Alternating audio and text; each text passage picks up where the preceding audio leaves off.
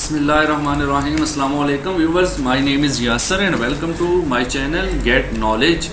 आज की इस माइक्रोसॉफ्ट एक्सेल की वीडियो के अंदर मैं आपको वर्ड आर्ट के मुतालिक बताऊंगा। इस कमांड को यूज़ करके आप एक अच्छी एक खूबसूरत हेडिंग अपने जो है डाटा के लिए तैयार कर सकते हैं।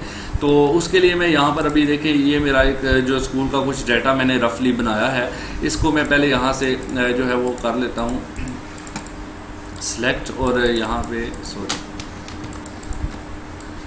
ये मैं इसकी ये वाली रो सेलेक्ट करता हूँ। इसको सेलेक्ट करने के बाद मैं इस रो को यहाँ से मर्ज करता हूँ। ठीक है, तो ये देखें आप सिंगल में कन्वर्ट हो चुका है। ये मैंने ऑप्शन पहले करवा चुका हूँ, होम टैब सारा आप मेरे पिछले लेक्चर्स चेक कर लें डिस्क्रिप्शन से लिंक लेकर। आज के लेक्चर के अंदर हमने इंसर्ट के अंदर जाना है और ये हमारे पास ऑप्शन है यहाँ पर वर्ड आर्ट। ठीक है, इस वर्ड आर्ट को हम जैसे ही क्लिक करते हैं काफ़ी सारे डिज़ाइन आपको नज़र आएंगे वर्ड आर्ट के। तो मैं फॉर एग्जांपल यहाँ से ये वाला चूज़ कर लेता हूँ, ये वाला, चलिए ये वाला कर लेते हैं। जैसे इसको क्लिक करूँगा आपके पास इस तरह से एक विंडो नज़र आएगी छोटी सी। ठीक है, इसको मूव करने के लिए आप ये जो एक लाइन है इसकी देखें, ये जो लाइन है जिसके ऊपर छोटे छोटे डॉट्स भी आपको ये वाले नज़र आ रहे हैं।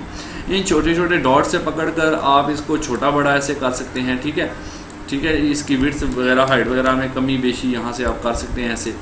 और ये जो ऊपर ये जो नज़र आ रहा है एरो, इस एरो को पकड़ कर आप इसको किसी भी एंगल पे ऐसे घुमा सकते हैं, जैसे मैंने ये घुमा दिया। ठीक है, अब ये कह रहा है जी योर टेक्स्ट हेयर, यानी आपने अपना टेक्स्ट इधर लिखना है। मैं इस पर अंदर क्लिक करूँगा, ऐसे क्लिक करने के बाद Ctrl+A करूँगा और ये सारा सिलेक्ट हो जाएगा। उसके बाद मैं यहाँ पर लिख देता हूँ जी यूनिक स्कूल। मेरे सॉरी कीबोर्ड में कुछ प्रॉब्लम है जिस वजह से ये इस तरह से इशू आ जाते हैं। मैं इनको देख लेता हूँ। यूनिक स्कूल मैंने लिखना है, लेकिन जैसे ही मैं स्पेस बार प्रेस करता हूँ कीबोर्ड में प्रॉब्लम की वजह से मेरा ये इशू आता है। तो चलिए मैं जस्ट यूनिक ही लिख देता हूँ, फिर अभी पूरा भी नहीं लिख सका UE। ठीक है, अब हम क्या करते हैं, इसको मैं यहाँ से मूव करने के लिए इस लाइन से पकड़ूंगा, किसी भी लाइन से, ये आउटर लाइन से आप पकड़ सकते हैं। इसको मैं छोटा कर लेता हूँ ताकि इसका साइज़ इसकी राइटिंग के हिसाब से हो जाए। ये देखें, ठीक है। अब इसको मैं यहाँ से क्लिक करके इसके अंदर क्लिक करूँगा, जैसे ही आप देखेंगे कि फॉर्मेट का यहाँ पे बटन टैब आपको नज़र आएगा। अगर बाहर क्लिक करें तो ये गायब हो जाता है, इसके अंदर क्लिक करें तो ये वापस फॉर्मेट नज़र आ जाता है। इस सारे फॉर्मेट को मैं पहले भी आपको करवा चुका हूँ, अगर आप गौर से देखें तो ये शेप फिल, शेप आउटलाइन सारा आप कर चुके हैं। तो वैसे ही इसको यूज़ करना है। आप मेरा पिछला लेक्चर देख लें कैसे मैंने इनको थोड़ा बहुत मैं यहाँ भी बता देता हूँ आपको। जब हमने शेप्स यूज़ की थी, जब हमने पिक्चर यूज़ की थी, तो यही सेम के सेम ऑप्शन मैंने आपको डिटेल में समझाए थे। काइंडली वो वीडियो ज़रूर देखिए ताकि आपको। अब यहाँ पे बात आती है शेप की। टेक्स्ट की बात करनी है तो इधर आएंगे, शेप्स की बात करनी है तो इधर आएंगे। टेक्स्ट फिल में देखें, अगर मैं जाता हूँ तो टेक्स्ट फिल में मैं कोई भी कलर यहाँ से फिल कर सकता हूँ, ये इस तरह से। टेक्स्ट की आउटलाइन फिल करनी है तो यहाँ पे जाऊँगा और आउटलाइन का कलर मैंने येलो किया। अभी आउटलाइन हल्की है, इसको वाज़िया करने के लिए मैं फिर से आउटलाइन में जाऊंगा और वेट में जाकर इसका वेट बढ़ा दूंगा। ये मैं जल्दी जल्दी इसलिए बता रहा हूँ क्योंकि ये सारा मैं पहले करवा चुका हूँ आप लोगों को। पिछले लेक्चर में आप देख लें जहाँ पे इंसर्ट शेप वाला ऑप्शन है और इंसर्ट टेक्स्ट पिक्चर वाला ऑप्शन है। उसके बाद इफेक्ट्स आ जाते हैं। इफेक्ट भी मैं करवा चुका हूँ, इसमें कुछ रिफ्लेक्शन के ये देखें इफेक्ट्स हैं। ठीक है, कुछ और अच्छे अच्छे इफेक्ट्स इसके अंदर। आप आउटलाइन की डैशेस बननी है, डैशेस देखें, टेक्स्ट को आप कर सकते हैं। तो काफ़ी अच्छे अच्छे इसके अंदर ऑप्शन आपको नज़र आएंगे। इफेक्ट में 3D में जाएं तो 3D इफेक्ट्स आपको ये देखें नज़र आएंगे। 3D इफेक्ट भी मैं आपको करवा चुका हूँ सारा पहले, तो पिछला लेक्चर ज़रूर देखिएगा आप लोग। ये हो गया, ठीक है। उसके बाद ये तो हो गया टेक्स्ट के लिए। आगे आ जाता है शेप के लिए। शेप के अंदर आप कोई कलर लेना चाहते हैं तो ये देखें, ये कलर आ गया इसके अंदर। कोई और लेना चाहते हैं वो आ गया।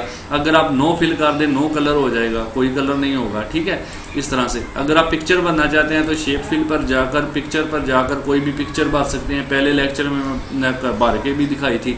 उसके बाद ग्रेडियंट भर सकते हैं, टेक्सचर भर सकते हैं। ठीक है, ये सारा मैं डिटेल में करवा चुका हूँ।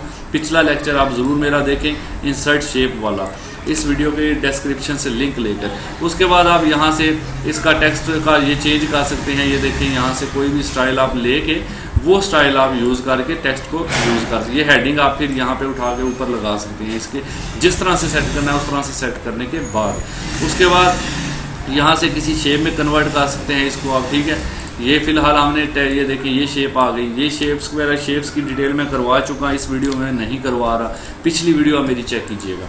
फॉर्मेट में जाकर ये सारे ऑप्शन जो है वो आपको वही मिलेंगे, ये वाले सारे जो मैं हाइट वगैरह तक ये सारे फिल वगैरह मैं बहुत डिटेल से करवा चुका हूँ। नेक्स्ट फॉर्मेट में भी वही है, पिक्चर जब हमने इंसर्ट की थी तो ये सारे ऑप्शन मैं डिटेल में करवा चुका हूँ।